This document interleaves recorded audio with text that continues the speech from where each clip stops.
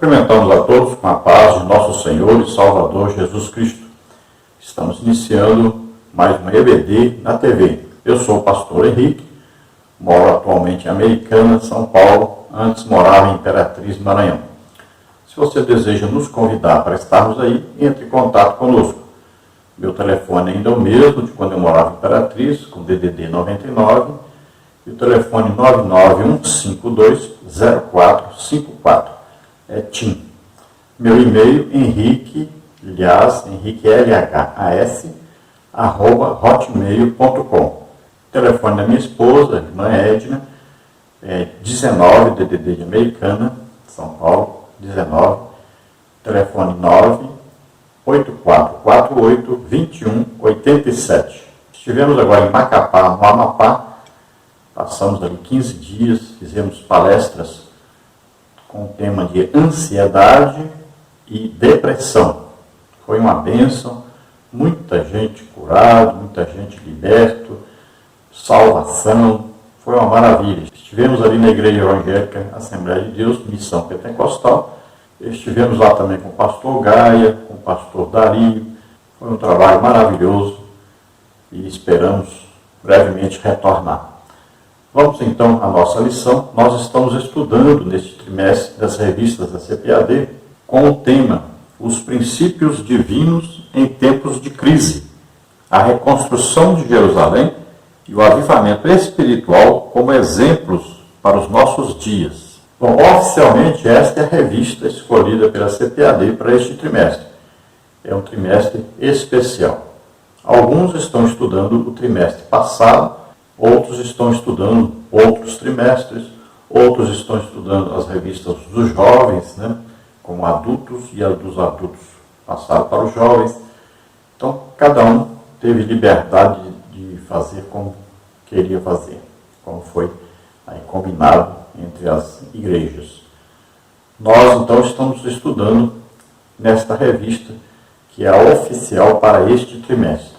Se você deseja estudos, escritos ou em vídeos de outras lições, tanto as passadas como esta agora, que nós terminamos de estudar agora no segundo trimestre, então você encontra aí no nosso site, você vê aí o endereço, e também no blog você encontra os slides da lição. Também você encontra no nosso site, e no Slide Chile também nós temos aí todos esses slides, você salva em PowerPoint para você usar na Escola Bíblica Dominical.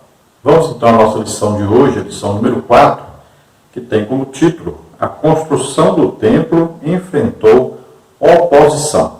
Então é evidente, toda construção no reino de Deus, aqui na terra, existe a oposição de Satanás. Isso é evidente. É uma guerra, nós até terminamos de falar sobre isso, guerra espiritual. Então nós estamos numa guerra espiritual. O reino de Deus sempre combate o reino das trevas e sempre vence, porque nós estamos em Cristo. A oposição de Satanás, ela tenta nos amedrontar, tenta retardar a obra de Deus, tenta atrapalhar de todas as maneiras, mas nós já sabemos que isso é passageiro e sempre com oração, jejum, estudo da Bíblia e evangelização, nós vencemos todas as oposições do reino de Satanás. O texto áureo diz: assim edificamos o muro, e todo o muro se cerrou até a sua metade, porque o coração do povo se inclinava a trabalhar. Neemias 4:6. Então aqui fala de um povo que estava agora determinado a construir os muros da cidade. Já tinham construído o altar, que era aí para oferecer sacrifícios a Deus, buscar a presença de Deus. Agora estavam construindo os muros da cidade, e toda a cidade em si. A verdade prática diz: se confiarmos verdadeiramente em Deus, venceremos todas as resistências do diabo. Que diz para nós a palavra de Deus em Tiago 4:7. Submetei-vos, pois, a Deus, resistir o diabo e ele fugirá de vós. Olha só. Primeiro, nós nos submetemos a Deus. entramos em comunhão com Deus. Depois nós resistimos ao diabo. E ele foge. Foge porque nós estamos em Cristo. Estamos em comunhão com Deus. Vamos à leitura bíblica em classe desta lição.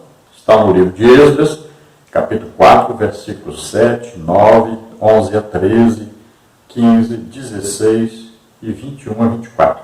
E nos dias de Artaxerxes, escreveu Bislão, Mitrebate, Taberel e os outros da sua companhia, e Artaxerxes, rei da Pérsia.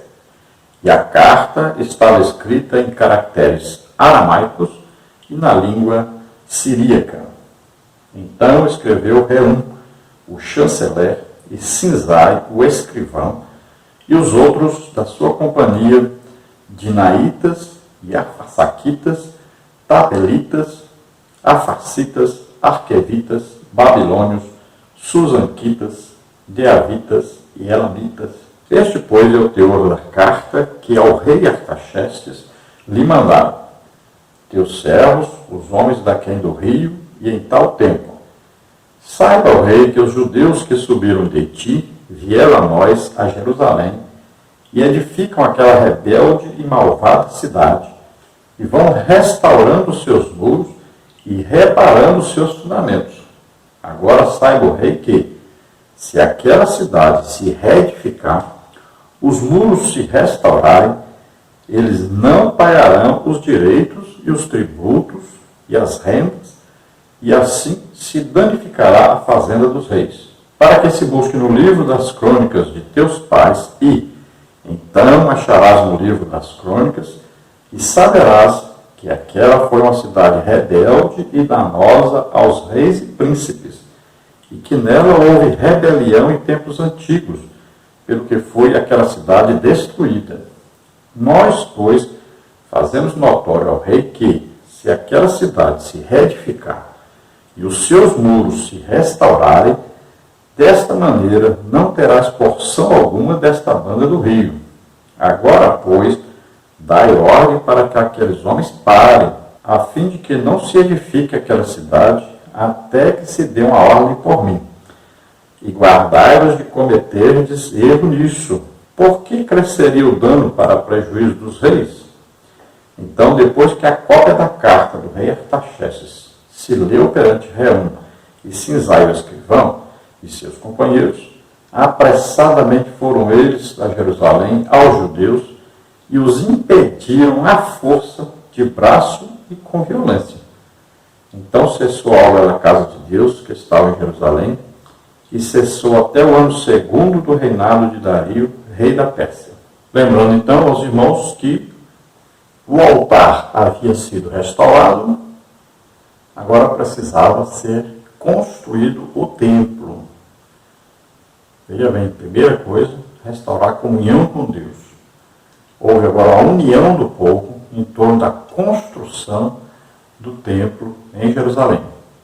E, enquanto iam construindo, também era preciso construir os muros, para que não houvesse uma invasão e fosse tudo destruído novamente. Lembrando que eles estavam cercados de inimigos que ocuparam a terra durante aqueles 70 anos que eles estiveram fora. Que inimigos eram esses? Principalmente os samaritanos, que é uma mistura de gente que vinham de várias partes, né? Inclusive lá das terras lá de Babel, né? na região do Iraque, por exemplo, né? Também de outros caldeus, toda aquela região ali, foram enviados pelos assírios, essas pessoas ali. Eles faziam o quê? Eles mudavam as pessoas de suas terras. Então eles invadiram lá, tomaram as terras e levaram prisioneiros, pegaram esses prisioneiros e mandaram para a região de Israel do Norte, né? Aquelas 10 tribos que se rebelaram contra a região do Sul, a região Judá. Então, Judá ficou tendo como capital Jerusalém e a região norte ficou tendo como capital Samaria. Essa região norte foi dominada pelos assírios. Então eles pegaram esses povos de outras regiões e colocaram ali naquela região. Tiraram aquele povo daquela região, os judeus enviaram para outras terras. Olha só, isso que eles faziam para enfraquecer os seus inimigos. Então, nessa região de Israel do Norte havia uma mistura de gente que não eram judeus legítimos. Alguns judeus tinham, mas a maioria tudo misturado com outros povos. Então o que acontecia? Esses é que invadiram as terras debaixo do reino de Israel, que eram conhecidas como Judá. Agora, como as tribos de Benjamim e Judá voltaram do cativeiro da Babilônia, vieram para construir o templo, então eles são os inimigos e querem impedir essa obra a todo custo, porque sabiam que iam perder ali a autoridade, o poderio sobre toda essa região. Então a ideia aí dos povos que viviam ali era impedir a reconstrução do templo, a reconstrução dos muros, a reconstrução das cidades. Principalmente, é claro, a cidade de Jerusalém. Então os inimigos fizeram uma aliança com algumas pessoas, pessoas importantes que tinham influência sobre o rei Medo-Persa, que agora não era mais Ciro. Ciro havia sido morto. Um dos seus filhos governava e eles então tentaram influenciar esse rei para parar a obra e realmente conseguiram fazer isso. Então havia infiltração de inimigos no meio do povo judeu, havia ali sempre alguém zombando, havia alguém ali confrontando os exércitos também dos povos de Samaria, ameaçaram, com violência. Tudo isso aconteceu para evitar que fosse então a obra de Deus construída, feita naquele lugar. Zorobabel ali era o governador, com Josué sendo o seu auxiliar e cuidando da parte da religião, e todos eles se esforçaram, lutaram e tiveram grandes batalhas espirituais, principalmente, contra esses inimigos. Chegaram ao ponto de terem que construir com a arma na mão o tempo todo. Isso tudo indica para nós a nossa luta espiritual contra o reino das trevas. Nós estejamos sempre armados com as armas espirituais, é evidente. Nós não lutamos contra carne e sangue, lutamos contra Satanás e suas hostes, seu reino maligno, reino das trevas. E nós temos que usar as armas espirituais, que são aí nome de Jesus, batismo do Espírito Santo, dom do Espírito Santo, sangue de Jesus. Então, todas as armas espirituais devem estar prontas. Nós devemos estar de posse dessas armas para vencermos as lutas. Todo o tempo o quê? Orando, jejuando, estudando a palavra de Deus. Nesta lição nós teremos aí os seguintes tópicos e subtópicos. No tópico 1, os alicerces do templo são lançados. Subtópico 1, o lançamento dos alicerces foi celebrado com uma solenidade. Subtópico 2, a reedificação do templo. No tópico 2 nós vamos ver os samaritanos opõem-se à construção do templo. Subtópico 1, entre os moradores da terra estavam os samaritanos. Subtópico 2, os samaritanos tentam frustrar a construção do templo. No tópico 3, nós temos como se explica a falta de resistência dos judeus. Subtópico 1, os judeus deveriam ter ido ao rei da Pérsia para assegurar a construção. Subtópico 2, os judeus deveriam ter recorrido a Deus. Subtópico 3, o motivo da falta de resistência dos judeus era de ordem espiritual. No tópico 4, nós temos a reação dos samaritanos quando os judeus cessaram a obra. Subtópico 1, a tristeza dos judeus. Subtópico 2, a alegria dos samaritanos. Subtópico 3, o desânimo dos judeus. Vamos então à introdução da lição, que diz: o altar havia sido restaurado, a festa dos tabernáculos celebrada, e o holocausto contínuo estava sendo oferecido cada dia, conforme o rito. Êxodo 3, 2 a 4. A vida espiritual dos judeus, que haviam retornado do cativeiro, seguia o que estava prescrito na lei de Moisés. Somente esperava o momento de iniciar a reedificação do templo. Então esta a sequência nós estamos vendo aí a sequência histórica do que estava acontecendo naquela época. Então, eles começaram a prestar o culto a Deus através do altar que foi reconstruído. Ali, então, o fogo permanecia aceso, sacrifícios sendo oferecidos. Agora, eles tinham que reconstruir o templo e, para isso, precisavam lançar os fundamentos e o muro deveria ser feito imediatamente para proteger a todos eles, proteger também a construção do templo. Senão, os inimigos invadiriam e destruiriam tudo novamente. Veja que é uma lição para nós, né? Enquanto nós reconstruímos a nossa comunhão com Deus, nossa intimidade com Deus, nós devemos, ao mesmo tempo, estarmos lutando, né? Construindo que muros à nossa volta contra Satanás e os demônios, para eles não invadirem, não atrapalhar a nossa comunhão com Deus. O objetivo do inimigo era o quê? Primeiro ele tinha que derrubar o muro, depois ele chegaria, então, até a cidade, destruiria, combateria ali os inimigos, e depois o objetivo principal era o templo. Assim também é nós, olha, nós somos corpo, alma e espírito. Se nós compararmos aí com a cidade de Jerusalém, então lá tinha os muros, tinha as casas, né, e tinha o templo. O objetivo do inimigo era o templo, lá que tinha maior riqueza e lá onde estava o Deus dos judeus. Nós, olha bem, temos o corpo, temos a alma e o espírito, onde mora o Espírito Santo. Então, nossa comunhão, intimidade com Deus.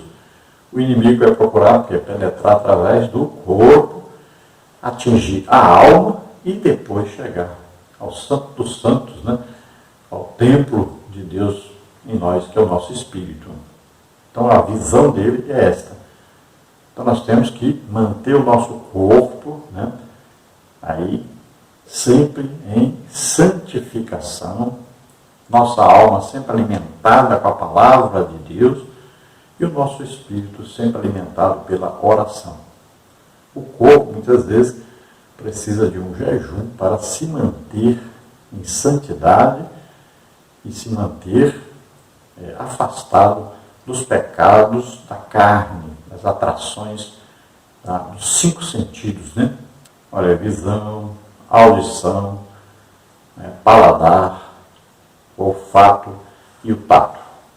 Vamos agora então ao tópico número 1. Os alicerces do templo são lançados. Subtópico 1, o lançamento dos alicerces foi celebrado com uma solenidade. Subtópico 2, a reedificação do templo. Depois que os materiais para a construção do templo chegaram segundo a concessão feita pelo rei Ciro da Pérsia, Zorobabel e os que haviam voltado do cativeiro lançaram os alicerces do templo. Esdras 3:8. Todos apresentavam muita animação para o trabalho. Subtópico 1, então, o lançamento dos alicerces foi celebrado com uma solenidade. Os sacerdotes já paramentados e com trombetas, e os levitas filhos de Asaf com saltérios para louvar o Senhor, conforme a instituição de Davi, rei de Israel. Esdras 3:10.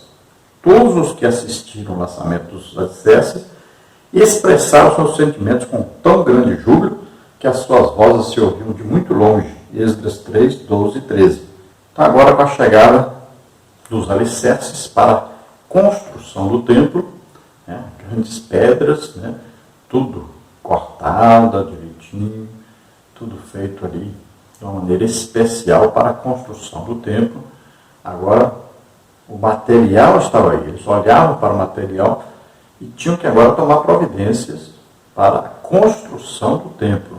Lembrando que a ordem foi para construir o templo, não era para construir os muros, cidades, Jerusalém, as outras cidades, Então eles chegaram, foram logo construir as cidades, depois é que perceberam que estavam errados. A ordem era para construir o templo. Agora o rei Ciro não sabia que se construísse o templo sem os muros, então os inimigos em volta invadiriam, destruiriam o templo novamente. Então os judeus precisavam construir os muros em volta enquanto construíam o templo. Então, primeiro, eles foram então fazer o altar a Deus, oferecer sacrifícios, depois passaram a construir os muros, ao mesmo tempo que lançavam os fundamentos do templo. Então houve ali uma comemoração, houve ali um ajuntamento do povo em celebração por estarem todos unidos e reconstruindo agora o templo em Jerusalém, os muros e a cidade. Tudo isso estava ali na visão deles, estava ali agora tudo preparado, com material pronto para fazer o templo. Então eles comemoravam e muito alegres, com músicas, com danças, com toda aquela festança que eles estavam acostumados a fazer antes do cativeiro. É evidente que muitos deles não conheciam, não sabiam como fazer, então os mais velhos iam ensinando. Parece que, devido a essa festa, essa comemoração, suas vozes se ouviam muito longe, parece que os inimigos acenderam então a sua ira, mais ainda, ficaram ali com inveja e ficaram ali com um desejo de parar aquilo de qualquer maneira. Subtópico 2, a reedificação do templo. A reedificação do templo foi resultado do despertamento que veio através de Ciro, rei da Pérsia, Esdras 1 e 2. Convém lembrar que o despertamento pentecostal que chegou ao Brasil em 1911 trouxe consigo uma verdadeira renovação da doutrina da Igreja de Deus, que pode ser simbolizada pelo templo de Deus, 1 Coríntios 3,16. A Igreja de Deus é um mistério, Efésios 5,32, que não pode ser compreendido pelo homem natural, 1 Coríntios 2,14. O Espírito Santo quer salientar que Jesus, em pessoa, quer edificar a sua igreja, Mateus 16,18, e ele o faz conforme a palavra de Deus. O Espírito Santo quer gerar um sentimento de reverência pela igreja do Senhor, que é a morada de Deus, Efésios 2,22. Veja também Êxodo 3,5, Salmos 89,7 e Eclesiastes 5,1. O Espírito Santo quer adestrar a igreja como ela é um instrumento de ação de Deus aqui na terra, Efésios 3,10.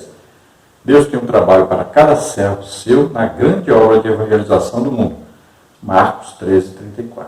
Então, a reedificação do templo veio pelo reavivamento que foi produzido por Deus, que veio primeiro ali, então, Daniel, e depois o rei Ciro, que Deus usou para dar ordem para a reconstrução do templo em Jerusalém. O avivamento que veio ao Brasil em 1911, foi resultado de um avivamento que teve nos Estados Unidos, na Rua Azusa. Por ali passaram então os missionários suecos, Gunnar Wingren e Daniel Berg, passaram por ali, receberam o batismo do Espírito Santo, foram ali tocados, ungidos pelo Espírito Santo e enviados pelo Espírito Santo para fazer uma grande obra aqui no Brasil, que hoje tem como resultado a Assembleia de Deus. A pregação de Gunnar Wingren e Daniel Berg sempre estava baseada no batismo do Espírito Santo, no falar em línguas, na manifestação dos dons espirituais. E este foi o início da igreja no Brasil.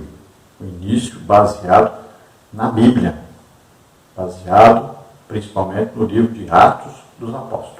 A igreja de Jesus Cristo é edificada pelo próprio Jesus Cristo. O fundamento nosso é Jesus Cristo, a palavra de Deus, os ensinos dos apóstolos. A igreja deve ter uma reverência sempre a Jesus, a palavra de Deus, deve estar sempre sendo guiada pelo Espírito Santo. É o Espírito Santo que vai, então, nos dar poder para evangelizar e ganharmos muitas almas. A evangelização da igreja deve estar sempre aí sendo orientada pelo Espírito Santo, pela palavra de Deus, e nós devemos estar sempre com o coração desejoso de ganhar almas. A igreja é o corpo de Cristo, representa Jesus Cristo aqui na terra. Então, muito provavelmente, no segundo ano que eles tinham chegado a Jerusalém, é que eles foram começar, então, a reconstruir o templo, entre ali o mês de abril e de maio, sob o comando de Zorobabel, escolhido como governador. Então, era preciso contratar ali, arrumar todos aqueles que sabiam fazer alguma coisa. Então precisava de carpinteiro, precisava de pedreiros, né? Precisava de gente que trabalhasse com ouro, com prata, com bronze, precisava de gente que soubesse esculpir, muita coisa então precisava ser feita.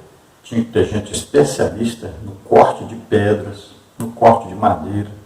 Eles teriam que buscar madeira de cedro, né, no Líbano, assim como Salomão fez na construção do primeiro templo.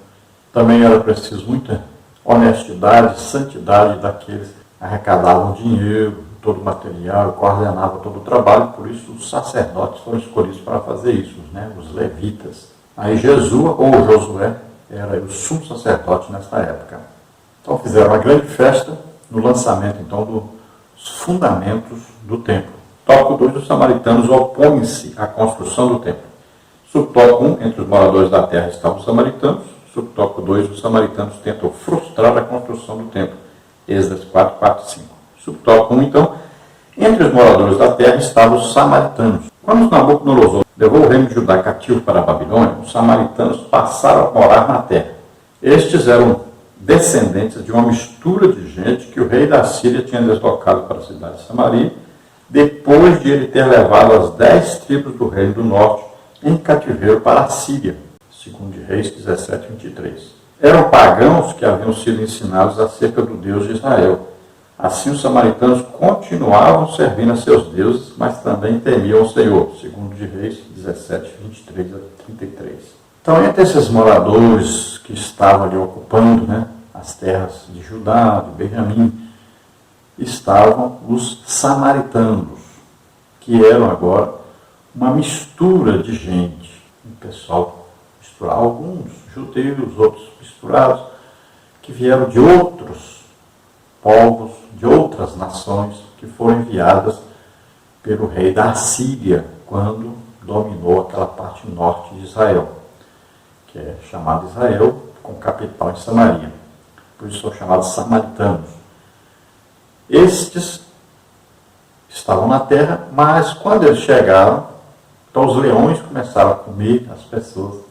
Então eles resolveram mudar sua prática religiosa de adoração a vários deuses e incluíram o Deus verdadeiro na sua adoração, porque descobriram que se não fizessem isso, eles todos iriam morrer. Então já era uma providência mesmo de Deus, né, para que eles não destruíssem tudo aquilo, não acabassem com toda aquela terra, não queimasse tudo, não destruísse tudo, e os judeus, quando chegassem, não tivessem como morar ali. Então Deus preservou aquela terra. Eles, então, faziam adoração aos seus deuses e também prestavam culto ao Deus verdadeiro. Era uma mistura, né, de povos que nem eram judeus e nem eram de outras nações agora eram samaritanos. Se nós estudarmos aí, nós vamos ver que aí tinham também os povos árabes que ocuparam aquelas terras. Subtópico 2, os samaritanos tentam frustrar a construção do templo. Êxodo 4, 4 e 5. A maldade dos samaritanos levou-os a enviar uma carta ao rei da Pérsia, contendo acusações mentirosas contra os judeus. Êxodo 4, 12 e 13. O rei que recebeu aquela carta não conhecia bem o assunto e mandou parar a obra. Êxodo 4, 21. Então os samaritanos se uniram e enviaram uma carta ao rei, que agora governava sobre a Pérsia, né, sobre todo o reino medo-persa, que era filho de Ciro. Ciro, então, depois de morto, um dos seus filhos é que vem governar em seu lugar. Esses nomes que aparecem, Artaxerxes, aí o que é? É um título honorífico, assim como Doge na Espanha, né? Cesar na Rússia, aí Candace na Etiópia, Faraó no Egito.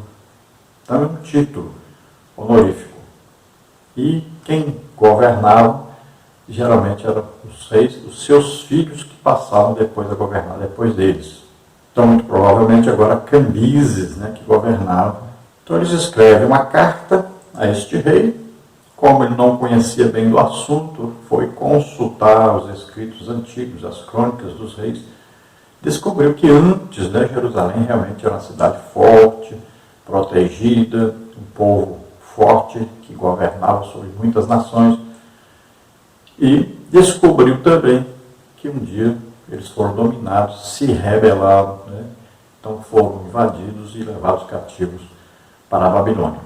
Então ele viu que tinha procedência a carta, porque se eles se fortalecessem, poderiam voltar a ser uma grande nação e se rebelarem contra o governo da Pérsia. É evidente que nada disso era verdade, porque o que eles desejavam mesmo era construir o templo, a cidade de Jerusalém, e morar tranquilamente naquelas terras que antes eram de todos os judeus mesmo. Então o que o rei faz? O rei manda parar a obra. E essa obra então passa aí 7 anos parada. Então os inimigos se oferecem para ajudar na obra e muito sabiamente, né, Zorobabel, Josué e junto com os outros idosos ali, eles dizem: não, o rei Ciro mandou que nós construíssemos. Então recusaram a ajuda, e a Bíblia diz bem claro que é uma ajuda de inimigos. Pelo que parece, eles alugaram, né, conselheiros, deram propina para conselheiros atrapalharem a construção. Então houve uma tentativa de reconstrução depois, mas na verdade só 15 anos depois é que realmente voltou a construção a ser feita. Aqui cita Assuero, mas esse Assuero aqui também é um título honorífico, não é o Assuero lá do tempo de Ester. Aqui também cita Dario, e Dario também aqui não é o Dario do tempo, né, que foi invadida ali a Babilônia, já é outro Dario. Então veja que uma ordem dada pelo rei Ciro não poderia de maneira nenhuma ser confrontada ou desfeita. Essa era a lei dos persas, né? Uma ordem dada tinha que ser cumprida e obedecida. Então, para não contradizer o rei Ciro, o que foi feito? Mandou-se parar a obra. Não foi proibida de ser feita, mas foi parada, interrompida, né? Embargada. Então, o que os judeus fizeram? Foram reconstruir suas casas, nas suas cidades, né? Se esqueceram da construção do templo, foram chamados a atenção pelo profeta Ageu, e Deus disse para eles, aí, através do profeta Ageu: vocês estão construindo suas casas bonitas, mas o templo não está sendo construído como deveria. Eles deveriam ter requerido, né, do rei lá na Pérsia, ali deveria Zorobabel ter ido para lá e dito: não, o rei Ciro mandou construir, então nós estamos construindo. Você não pode revogar uma lei do rei Ciro. Mas parece que se amedrontaram e acabaram não reconstruindo nesta época. Vamos agora ao tópico 3, como se explica a falta de resistência dos judeus. Subtópico 1, os judeus deveriam ter ido ao rei da Pérsia para assegurar a construção. Subtópico 2, os judeus deveriam ter recorrido a Deus. Subtópico 3, o motivo da falta de resistência dos judeus era de ordem espiritual. Subtópico 1, então, os judeus deveriam ter ido ao rei da Pérsia para assegurar a construção. Uma ordem dada por uma autoridade superior não pode ser invalidada por uma autoridade inferior. A ordem de construir o templo tinha sido dada pelo Deus do céu através do rei Ciro, a maior autoridade da época, que assinara o decreto da construção do templo. Então, como já dissemos, o rei Ciro deu a ordem, porque Deus deu a ordem para ele, e ele viu isso, né, escrito pelo profeta Isaías, cerca de 210 anos antes dele nascer, já estava escrito. Então, ele vendo isso, ele fez um decreto e deu a ordem para a reconstrução do templo em Jerusalém. Então, seu filho não podia revogar essa lei. Qualquer outro que assumisse o reinado não poderia revogar essa lei. Então, essa ordem do rei Ciro tinha que ser cumprida. Subtópico 2, os judeus deveriam ter recorrido a Deus. Toda a história dos judeus é rica de exemplos de como Deus ajudou seu povo em tempos difíceis. A própria vinda dos judeus para Jerusalém era uma clara demonstração de que Deus estava neste negócio. Vejamos alguns exemplos da história dos judeus quando foram ajudados pelo Senhor. Nos dias do rei Ezequias, Judá foi cercado pelo exército do rei da Síria, que começava a fazer com Judá o que já havia feito com o reino de Israel, levá-los em cativeiro. Nesta hora de perigo, o rei Ezequias buscou o Senhor e foi ouvido. pois um anjo feriu o arraial dos assírios, destruindo 185.000 soldados. Segundo de Reis 19:30, segundo de Crônicas 32, 21 a 22. Nos dias do rei Josafá, ameaçados pelos amonitas e pelos moabitas, os habitantes de Judá foram convocados pelo rei para pedirem socorro ao Senhor. Ver o texto em 2 de Crônicas 20, de 1 a 24. Deus guerreou por eles e, sem terem que lutar, os inimigos foram desbaratados. Os muitos exemplos da ajuda de Deus no passado deveriam ter inspirado os líderes do povo à resistência a esta maldade dos inimigos dos judeus. Então, olha aí a terrível falta de fé em Deus, né? Deveriam ter recorrido a Deus. Assim como o rei Ezequias, o rei Josafá e muitas outras oportunidades nós vamos ver na Bíblia. Sempre que os judeus passaram por dificuldades, quando eles clamaram a Deus, Deus enviou ajuda. Aí podemos ver, né? No tempo aí, por exemplo, de Sansão e várias outras oportunidades, nós vamos ver na Bíblia que sempre quando eles estavam em dificuldade, Deus enviava socorro. Então eles deveriam ter clamado a Deus. E nós vamos ver que na maioria das vezes os judeus não tiveram nem que lutar. Deus destruiu seus inimigos sem eles nem lutarem. E esse exemplo aqui do tempo do rei Ezequias, 185.000 soldados foram destruídos, mortos. Veja bem, eles não tiveram nem que matá-los. Deus é que providenciou isso. Subtópico 3, o motivo da falta de resistência dos judeus era de ordem espiritual. Zorobabel, o chefe político do povo judeu, até então, tinha confiado em sua própria força. Zacarias 4:6. Quando as suas próprias forças se esgotaram, não teve mais condições de resistir, sentindo-se inteiramente desarmado diante do inimigo. Josué, o sumo sacerdote, o líder religioso do povo, estava com suas vestes manchadas. Zacarias 3:3. Este fato tirou dele toda a autoridade espiritual. Diante do problema causado pelos inimigos, ele não tinha fé para buscar a ajuda de Deus, do Todo-Poderoso, uma vez que o mistério da fé é guardado em uma pura consciência. 1 Timóteo 3:9. Então aí havia dois representantes máximos, né, duas autoridades máximas. Zorobabel como governador, Josué como sumo sacerdote. Então na parte política Zorobabel, na parte religiosa Josué. E o que acontecia? Zorobabel teria que ter ido lá para a Pérsia e intercedido e exigido que o decreto do rei Ciro fosse cumprido. Ele não fez isso, acabou se acovardando diante dos inimigos. E Josué, o sumo sacerdote, deveria ter clamado a Deus, inspirado o povo a ter fé em Deus, todos clamarem, buscarem a orientação de Deus, né? Buscarem a providência de Deus. Mas, pelo que se vê, ele não estava numa boa condição espiritual. Quando a Bíblia diz que ele estava com as vestes manchadas, né? Muito provavelmente está falando que ele estava em pecado ou que não estava oferecendo adequadamente os sacrifícios a Deus, como deveria. Como diz em Zacarias, não é por força nem por violência, mas pelo Espírito. Então aí faltou a espiritualidade, tanto de Zorobabel como de Josué, faltou intimidade com Deus e crer no poder de Deus. Assim também a igreja, nós estamos vendo hoje, né, a situação da igreja. A igreja está muito confiada em políticos, muito baseada em pessoas humanas. Ao invés da igreja estar aí cheia do Espírito Santo, ao invés de nossos líderes buscarem obedecer a Deus, fazer a obra de Deus, cheios do Espírito Santo, confiando em Deus, estão confiando em políticos, estão macomunados com políticos, infiltrados no meio de política, e olha o resultado que tem dado isso para a igreja. Esse prejuízo causado pela pandemia à igreja é irrecuperável. Não pense que tem jeito de recuperar, não. Não tem jeito.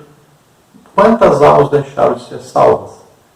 Imagine quantas pessoas deixaram de ser curadas, quantos deixaram de ser batizados do Espírito Santo, quantos deixaram de receber os dons do Espírito Santo. Quantas almas, milhões de almas deixaram de ser salvos durante esse período. E a perda de vários crentes que eram fracos na fé também. E que morreram, muitos morreram. Olha só, sem Deus, sem paz, sem salvação. Então a perda aí não tem jeito, é irrecuperável. Tópico 4, a reação dos samaritanos. Quando os judeus cessaram a obra. Subtópico 1, a tristeza dos judeus. Subtópico 2, a alegria dos samaritanos. Subtópico 3, o desânimo dos judeus. Subtópico 1, a tristeza dos judeus. O povo, em geral, tinha, desde o início da construção, acompanhado o trabalho com simpatia. Os judeus trabalhavam com muito entusiasmo e com muita união. O povo tinha ouvido falar de que o Deus do céu estava do lado dos judeus, ajudando-os. E agora? Onde estava seu Deus? Então o povo se uniu para fazer a obra, todos estão alegres, felizes, comemoravam o lançamento dos fundamentos do templo, diziam sempre, Deus está do nosso lado, nós vamos conseguir, vamos em frente, vai dar tudo certo, mas agora houve aí o confronto do inimigo e ao invés deles pegarem e buscarem em Deus o socorro e continuarem, seus líderes fraquejaram e eles estavam agora em aperto. Já estavam temendo até pelas suas próprias vidas.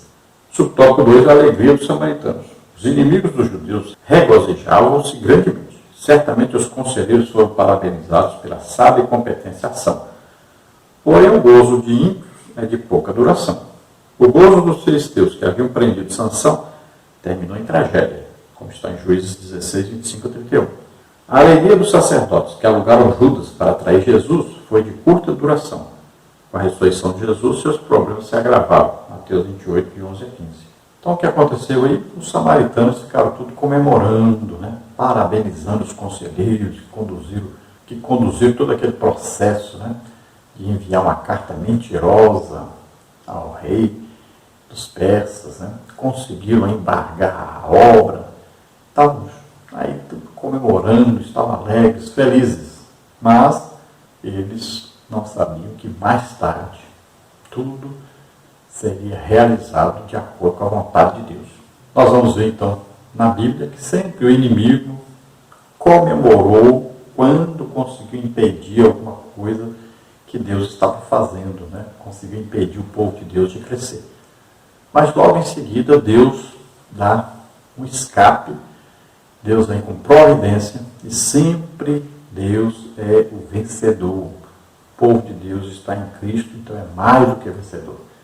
Vamos ver isso no tempo de Sansão, por exemplo. Quando os filisteus comemoravam a vitória, faziam chacota de Sansão, olha bem, Deus deu a Sansão, no seu último momento de vida, poder para destruir os filisteus, E os principais filisteus estavam todos reunidos ali. Toda a liderança dos filisteus morreram junto com Sansão naquele dia. Vamos ver aí, quando Jesus foi crucificado, todos os inimigos, os religiosos, os romanos também, e todos que eram ali guiados por Satanás, comemoravam, estavam felizes, mas Jesus ressuscitou, venceu a morte, venceu o pecado, está à direita do Pai intercedendo por nós, e todo aquele que aceita Jesus como Senhor e Salvador é salvo. Então, é a vitória grandiosa de Deus sobre o pecado, sobre Satanás, sobre a morte. É uma coisa maravilhosa. Subtópico 3, o desânimo dos judeus. Os judeus que tinham voltado do cativeiro para construir o templo sentiram-se humilhados e tristes. Mas, passado algum tempo, acomodaram-se com a situação e não lutaram pela continuação da construção do templo. Deixaram-se dominar pelo desânimo.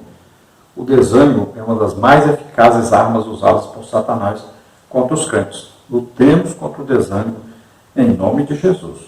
Alguns conformaram-se, pensando que talvez ainda não era a vontade de Deus construir o templo, como está em Ageu 1:2. Outros aproveitaram a interrupção da obra para dedicar-se às suas próprias casas, como está em Ageu 1:9.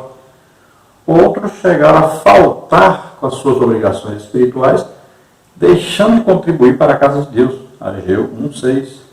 Talvez alguns judeus sinceros estivessem tristes e buscassem a Deus em oração, pedindo solução para a dificuldade, de modo que o templo pudesse continuar a ser construído. Bom, todo o povo ficou entristecido, né, porque a obra parou. Agora, se dividiram em grupos. Um grupo ficou desanimado, sem motivação, e pararam totalmente a construção. Aí pensaram, talvez não seja a vontade de Deus construir o templo agora, então vamos cuidar da nossa vida. Os outros foram para as outras cidades, foram construir suas próprias casas e esqueceram-se da construção do templo. Aí, quem tinha alguma contribuição na obra de Deus, deixaram de contribuir. Veja bem, parece com a pandemia, né? Quantos deixaram aí de ajudar, de contribuir, deixaram os dízimos, deixaram ofertas durante esse tempo de pandemia, nem se lembraram da obra de Deus. Agora cremos que dentre aqueles, alguns, né, foram orar, jejuar e ficaram esperançosos de logo voltarem a reconstruir a cidade e ficaram por ali em Jerusalém. Nesse tempo aí, o governador de Samaria era Sambalate. E ele foi ajudado por 2 homens terríveis que fizeram de tudo para impedir a obra de Deus, que foram Gesem e Tobias. Então devemos saber que, por pior que seja o ataque do inimigo, por pior que seja a oposição do inimigo à obra de Deus, nós não devemos nunca desanimar, nem parar de fazer a obra de Deus. Nós temos que continuar, nós temos que ganhar almas, nós temos que estar sempre orando, jejuando, estudando a palavra de Deus e evangelizando, sempre produzindo no reino de Deus. Nunca podemos parar. E agora é hora do povo de Deus voltar a congregar, é hora de se esforçarem, né? Se tem que fazer culto com a terça parte da igreja, então faça 3 cultos por dia, aí, no dia de domingo, por exemplo, 3 cultos, 4 cultos, se for necessário. Vamos deixar de preguiça, vamos deixar de desânimo e vamos atrás do povo, buscar o povo, congregar o povo de Deus. Temos que fazer a obra de Deus, temos que nos esforçar. A escola bíblica dominical podemos fazer, faça uma, se for necessário, faça 2 no mesmo dia, mas tem que ser feito e os irmãos devem congregar na escola bíblica dominical. É hora de parar com medo, com terror, com desânimo e voltar a congregar. Vamos orar agora. Se você deseja entregar sua vida para o Senhor, é hora de fazê-lo. Se você está doente, está enfermo, nós vamos orar para que você seja curado. Vamos orar. Pai querido, em nome de Jesus, te pedimos, Senhor, abençoa essas vidas, que se chegue a Ti arrependido dos seus pecados. Revela a eles, Senhor, a Tua graça, o Teu amor, a Tua misericórdia. Ajuda-os agora, Senhor, esforça-os agora. Em nome de Jesus, eu ministro cura sobre todos aqueles que estão doentes e enfermos. Em nome de Jesus, solta. Em nome de Jesus, solta agora todos eles. Em nome de Jesus, solta agora. Toca, Senhor, nessas vidas e faz milagres, Senhor, cura. Força aqui te farás. Esforcem-se, tenham bom ânimo. Venham congregar em nome de Jesus. Sejam curados em nome de Jesus. Amém. Glória a Deus. Aleluia.